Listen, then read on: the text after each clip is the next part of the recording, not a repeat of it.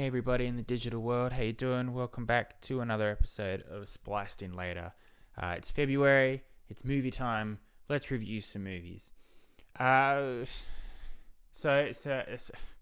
before we get into this one, I just want to say that at the moment there's a lot of movies in Hollywood that are DOA, considered dead on arrival. Just from the moment you see a trailer, from the moment you see a cast interview, even from the moment the concept is announced, there's a general consensus like, that movie will be bad. Here on Spliced in Later, I don't like that view of things. Even if something does look bad, it's never really certain until you actually see the thing itself. I always call back to the original Creed, 2015's Creed. The trailer for Creed was one of the worst trailers I had ever seen. I still think about that really bad delivery of Rocky's sick in the trailer thing, which I was just like, this isn't going to be good. And now Creed's one of my favorite movies of all time.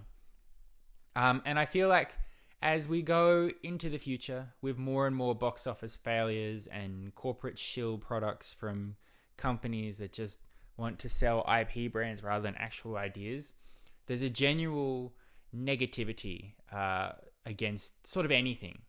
And while I understand it, I also hope we don't fall too much into that. The movie that we're going to talk about today is a prime example of this thing where no one gives it a chance. The marketing looks terrible. You as a person kind of know what it's going to be. But until you've seen this movie for yourself, you will never know if you like it or not.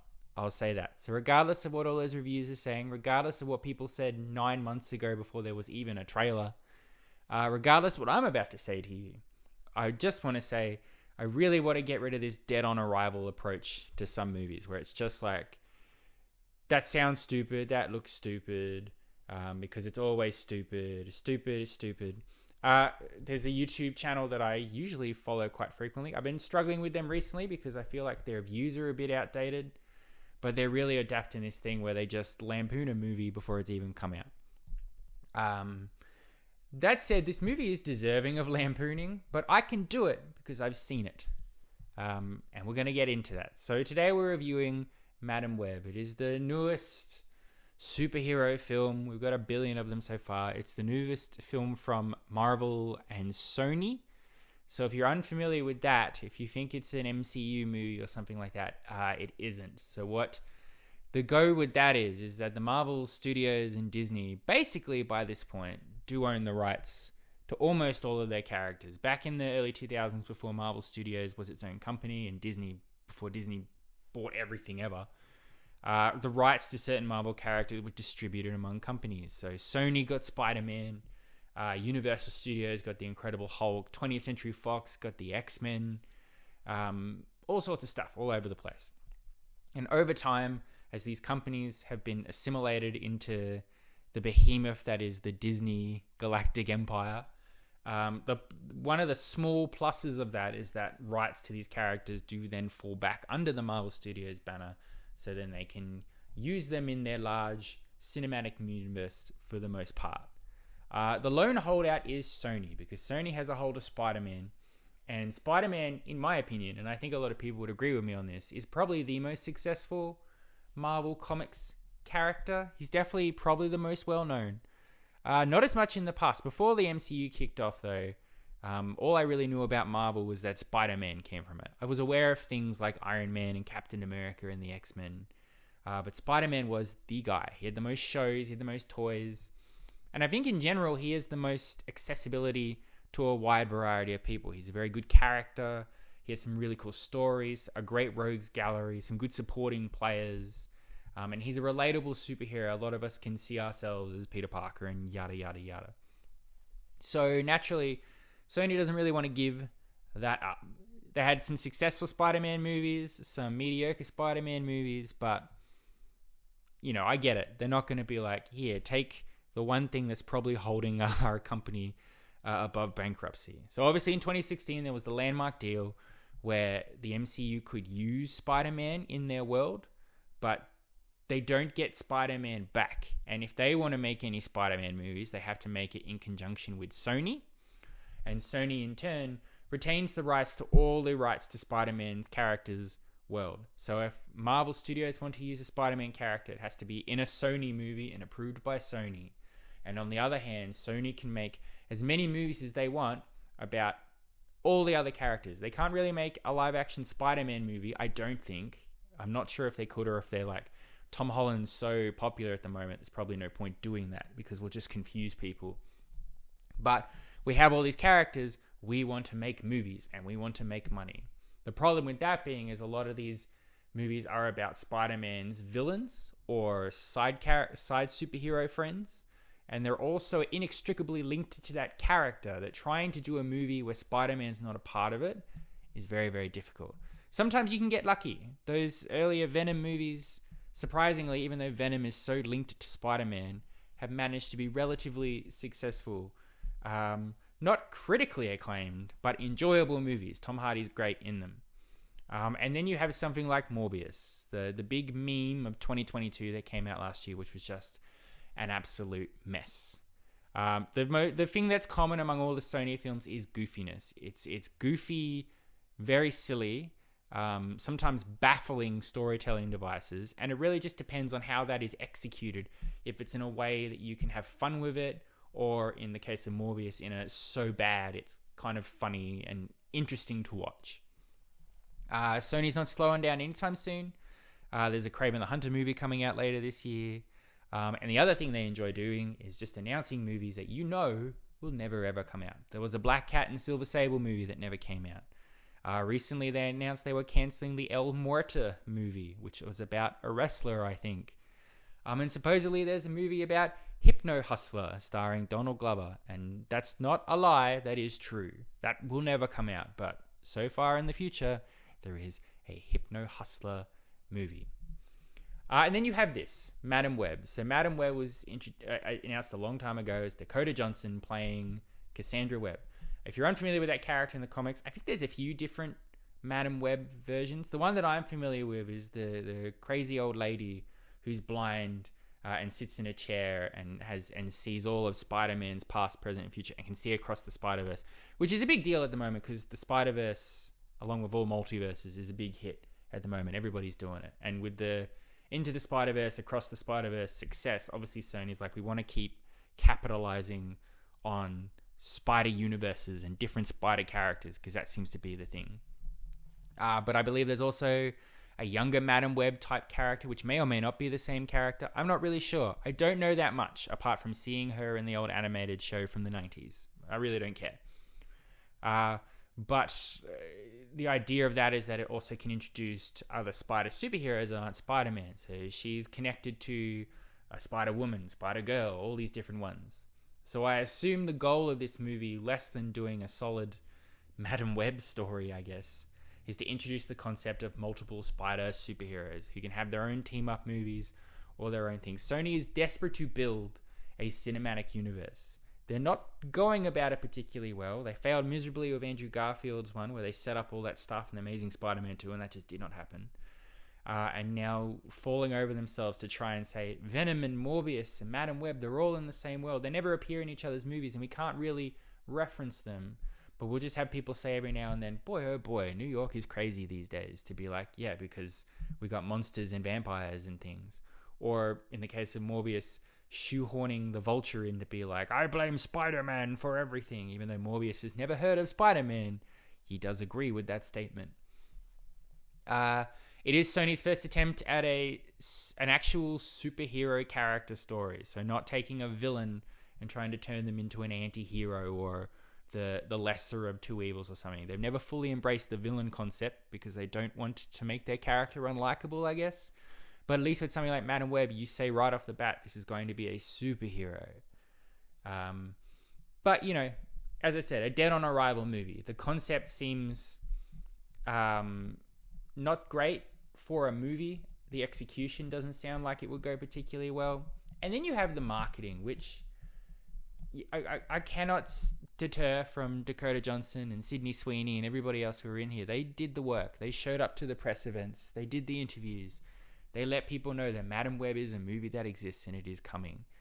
But the claims that this movie is great because it's grounded in reality and it's unlike any other superhero ever was a bold claim before I'd even seen the movie. And having seen it, the only way that it's not like any other superhero movie ever is because there's not actually really any superheroes in it. Which, look, in this day and age with the superhero burnout, that could be used effectively to have a comic book movie but not actually be about superhero characters per se. Could work, but it falls over itself in trying to still do a superhero movie without superheroes. And then the classic, we got to get to the end and rush everybody to put them in a place where you're like, oh, they look like the comic book characters. So other movies are coming, whatever. And a side note to that, if you've seen the promos of Dakota Johnson in her Spider Madam Web outfit or whatever, and Sydney Sweeney and the others in their Spider-Women outfits, you know, you got it on the popcorn buckets, and you can get action figures and all of that. If you think that's what this movie is, that's okay that you think that, but Sony is lying to you. Those costumed characters appear for a total of like 20 seconds at isolated points in the movie. At no point are they actually superhero characters doing things in the movie per se. So it's just something you should know, which I'm pretty sure you could guess. A lot of marketing for movies these days is lying, and I understand you want people to watch a movie, and sometimes you know you've got yourself a bit of a stinker movie, so you got to say what you can to get people into it. I don't know. I also don't think it's terrible, which is bad though, because it's not either option which makes a good movie. It's not a good movie, but it's also not so ludicrously bad that you can have fun with it. It's hella boring. It drags. It's not even a full 2 hours, but it felt like a 3-hour movie. And it was a slog to sit through for sure. And there's nothing even that I can be like, that was funny because it was so bad. There was some odd dialogue and some strange character choices. And there are some bits where I'm like, that's baffling that they're sort of doing that, but not in a way that I enjoyed it, in a way that I was like, what the hell? But it's still better than Argyle. Not by much, but in my opinion, it's a little bit better. We don't have a lot of good movies that we've talked about so far in 2024. So the basic concept of Madam Web stars Dakota Johnson as Cassandra Webb. Her origin being that when her mother was pregnant with her, she was in the Amazon looking for a spider that can like have healing capabilities or whatever. And her security man that was with her, Ezekiel Sims, for some reason wants the spider and kills everybody and runs off with it. For some reason. I'll get to Ezekiel in a minute. So she dies, but through magical hokery-pokery from spider people in the Amazon, they're able to help her give birth to Cassandra. Then you flash forward to the present. She's working as an ambulance paramedic person alongside her partner, Ben Parker. Yes, Spider-Man's entire family is in this movie, but not Spider-Man himself. You get to see Spidey's pregnant mother. You get to allude to his father and Aunt May. But Adam Scott in here is, for the most part, playing a young, sassy Uncle Ben Parker. Anyway, she starts sort of having visions. She sees things before they happen. She keeps running into the same 3 girls over and over again, and she can't figure out why. And then it all comes to head on a train where Ezekiel turns up again, and now he wants to kill those 3 specific women. He's got superpowers. I guess that spider bit him. He basically has Spider-Man powers without the swinging, so he can climb up walls, and he's got agility, and he can touch people and put venom into their body, I guess. But he's had a vision that these 3 women will turn into spider women, literally spider women of different kinds, shapes, and sizes. And they will all come together and kill him. So he wants to kill them before they do that. So then it turns into a race against time. They have to stay one step ahead of Ezekiel. Cassandra has to win the trust of these 3 very different girls. You know, one's the bookish, shy girl. The other's the very sassy and crass. And then one's a scientific genius. And Dakota Johnson herself doesn't like anyone ever. She's cranky. She doesn't like kids. She doesn't know how to talk to people. I guess because she didn't have a family and she grew up in a foster system or whatever. Very clearly it's going to be her learning how to be a motherly figure to these characters. But she has to win their trust. She has to stay one step ahead of Ezekiel. She has to figure out what his deal is. She has to figure out what's going on with her and why she can have visions sporadically and what that means to her as a character. And eventually they have to stop Ezekiel before he kills the girls. That's it. That's basically it. By the end of the movie, all these characters will be put into a point where they're superheroes, but for the movie itself, they are not superheroes. They are 4 women who have to run away from Ezekiel on a train, and then in a taxi cab, and then in an ambulance. And they have to hope that when he comes to get them, that they can get out of his way. And even when they all unite together to beat him, it's not like them fighting back. It's more Madam Web being like, okay, he's going to jump over there, so stand over here. Haha, he missed us. Which is fine, but just executing that does not work. Some pluses for me, if you're looking for them, is I think the main heroic characters are pretty good. I enjoyed their performances. The 3 Spider Women, I thought, had really good banter between them. They were really nice. I enjoyed their evolution of them learning to trust each other and become friends. Sydney Sweeney actually is really good. I think she's underutilized in here. But even seeing this, having only recently become really aware of her and Euphoria and Anything But You and all of that, I'm like, she's pretty good. I can't wait to see her in more stuff. And Dakota Johnson, I don't know if she is a good actor or not. She's very, very good at playing the same type of character, which is like this monotone, snarky person. But she's done that in everything I've ever seen. And she never seems to emote. She always seems to very flatly deliver what she's saying. But the roles that she's playing call for her to do that. So I can't say that she hasn't been miscast in these roles. I need to see Dakota Johnson play a bubbly cheerleader or a psychopathic serial killer. Something different, just so I can see if she has range. But it's pretty good. It's very predictable stuff where by the end of the movie she's going to be like, I love these girls and I will protect them with my life. And I will learn that my mother loved me really, even though I don't believe it. And I will embrace my powers. Classic superhero story evolution. But it's done very factorially done in a way. It doesn't make you feel for her really. You're just like, yes, I have seen this many, many, many times. And Cassandra Webb is not really distinguishing herself in a way that she will stand out to me like other superheroes, like Thor. Thor is very memorable. Whether he's being funny or silly, you remember Thor. I don't really think Madam Web will be remembered. That's really it for the positives.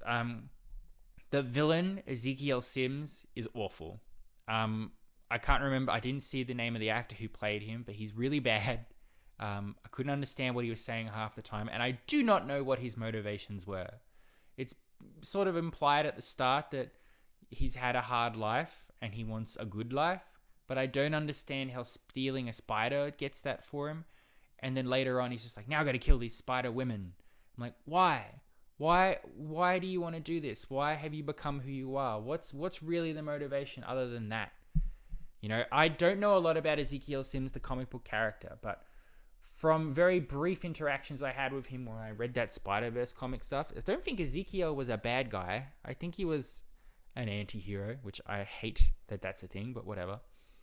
Somebody who could have visions and see what the spider people were destined for. I think he'd had some bad luck in his past, sure. But his main thing was that he was an old man who didn't wear shoes. I don't know if he has been faithfully adapted into this movie, or if they're just like, we need somebody to be a bad guy, this guy will do. Because Madam Web doesn't have a rogues gallery of sorts, but he's flat, he's bafflingly dull and boring. And as I said, the execution of this whole movie is a drag. It's so slow. It's hard to get through. There's a lot of instances of the characters learning stuff that you already know, but it drags out because they have to slowly come to a realization that you got in the first 2 minutes of the movie. Like understanding where Cassandra Webb came from, what happened to her mother, her origin with her birth and those spider people. You see all that in the start, but there's a big chunk in the movie where you have to sit there and let Dakota Johnson learn it. And that's fine, but then cut out that opening scene so we can learn it with her. And there's instances of people sitting around and talking and chatting, and you're just like, something happened, get to the point. which is a big no-no for the movie, because if you're not going to be entertaining, even in the bad sense, if you're just going to be boring, then really, what does this movie have to offer anybody? Morbius, for how terrible that is, was weird. And, that's why it sticks with you. There are some weird moments in this movie, for sure. Not in a funny sense, but just strange. Like, for instance, when they escape from Ezekiel the first time, Cassandra Webb steals a taxi from some guy. Which is fine. You need to get away, steal a taxi. But for some reason, she holds on to that taxi for the rest of the movie. This taxi, which I guarantee has been reported stolen. But that's okay, because she just takes the license plates off. So that's not suspicious. The cops will be like, oh, a taxi with no license plates? That's legit. And she drives that taxi cab to the airport to fly to Peru. And even at the end of the movie, I laughed out loud because she drives the taxi and just parks it in the driveway at Ben Parker's house. I'm like, ditch that car. Stop driving it. It is stolen.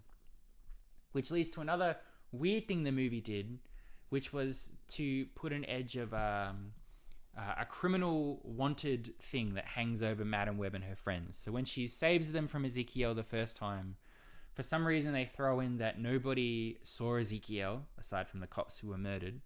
So all the other witnesses say that these 3 girls have been abducted by Cassandra Webb. So a warrant's put out for her. They're like, be out on the lookout for this woman. She looks like this. She's wearing this very distinctive red jacket. If you see her, help us out. Bring her down. It's used for one story plot purpose where a guy in a diner sees the girls and calls the police, but that's just so Ezekiel can intercept the call, cancel the police, and go get them himself. But the movie had already established that he was using some woman who, by the way, also, there's no explanation, but he has this woman who's sitting in a chair looking at security cameras for him for the whole movie, trying to track down the 3 Spider Women. Don't know what her deal is. Don't know how she's related to Ezekiel. Don't know why she's doing it. She's just there. But she's already doing that, so they don't need to have that, oh, she's hunted by the police. That will help us. But then after that, her name's not cleared, so she's still wanted by the police, and yet somehow this woman is able to get on a plane and fly to Peru and spend a week in Peru learning about her origins and come back, wearing the same outfit that she has been described by in the wanted posters. Meanwhile, Ezekiel, for some reason, just decides to stop hunting them for a week or just get really bad. He nearly caught them 3 times in one night. And then he's suddenly like, oh, I can't find anyone anymore. You go do Peru, I'll wait. It's stuff like that which is baffling. And a staple of Sony Marvel movies where it's just... the story, I feel like, is not really a priority. They don't really care what actually happens in the movie. They just want to make something to prove that they deserve the rights to the Sony characters, and I guess sell merchandising on the side or keep the brand alive. It's the same with Let There Be Carnage. It's the same with Morbius. What's actually happening in these movies is bafflingly stupid and confusing and doesn't make any sense, but it doesn't matter because they just want to be like, look, we've got Carnage. Look, we've got Morbius. Look, it's all the Spider Women doing spider things. At the end of the day, the big thing that is the biggest sin for Madame Web, it's just boring. It's just lame, and it's just forgettable, which is a real shame because that was expected. As I said at the start, a lot of people discounted this movie before it even had a poster. And I wanted to come to you today and be like, actually, some effort was put into this and it's not bad. It is bare bones, boring, dry. The movie's set in 2003, by the way. I don't know if that's the movie going, hey, if we'd released this in 2003, it would have fit in with all the other Marvel movies coming out then. But you can't do that. You can't just say, oh, we were set in the past, so we're going to make our movie just like those movies. It's not how that works. And also, I guess American Idol was big in 2003 because it's very important that Dakota Johnson makes it home to watch that show. Look, it gets a 4 out of 10 from me. It's not the worst thing I've ever seen. It's not the worst superhero movie of all time. It's not the worst movie this year. but it's destined to just be this thing that happened that no one was excited for, nobody saw, and nobody will remember after it's gone. So there you are. But that doesn't mean you shouldn't see it if you want to see it. That doesn't mean if you do see this movie and you like it, that discounts my opinion or your opinion. This whole podcast is a waste of time. I don't know why I bother telling people what I think when I also just want you to disregard what I think and make up your own minds. But whatever. It fits in with the wildness of this show. So who cares? So thank you very much for listening. I hope you've enjoyed. I will be back next week for more content. Don't know what it will be yet. I actually kind of want to talk about that show La Brea. La Brea just finished. And it is without a doubt the worst thing I've ever seen. So why not? Maybe we'll talk about that. And I'll just vent my frustrations. Because not a single other person in the world that I know watched it. So we'll see how that goes. And later in the month, we've got Dune Part 2. And I'm really hoping that will kick off good movies for this year. That's not fair. Mean Girls I quite liked. But I want something good. And I really think and hope that Dune Part 2 will do that. But we'll see how we go. But until then, I love and appreciate you as always. Thank you for listening to me. It means the world to me, even when I'm being a big old grumpy buffoon. Until next time, you've been spliced in later. Adios, muchachos. I'll catch you next time.